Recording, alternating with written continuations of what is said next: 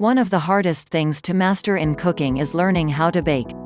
Baking requires time, patience, and practice. Try using these tips to help you learn either how to bake or make yourself a better baker.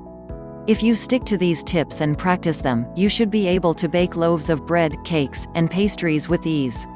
When you are making mashed potatoes, you need to be extra careful and make sure not to whip them for too long. While it might seem that mixing them for longer would make them smoother, it actually has the opposite effect. Doing so actually makes them come out gummy in texture. Stop guessing on the taste of your meatballs and loaves. Take your mixture of meat and seasonings and fry up a small hamburger so you can get a taste of how your meatloaf or meatballs will turn out. This way you can add more seasonings or tone them down by adding more meat.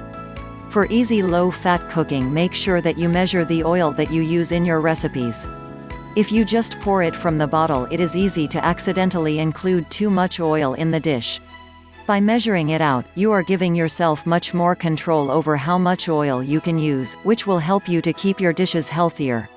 If you want to optimize the amount of juice that you get from a lime, put it in the microwave for 10 seconds.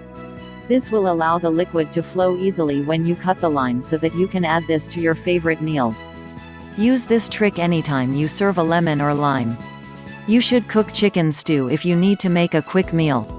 Take a carton of chicken broth and put it in a large stock pot.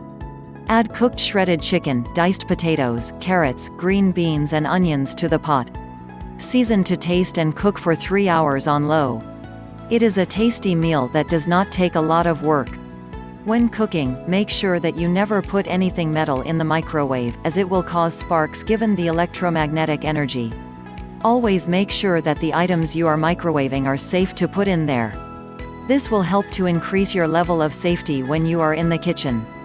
After draining boiled potatoes but before mashing them, place a lid on the hot pot and let the potatoes steam this way for 5 minutes.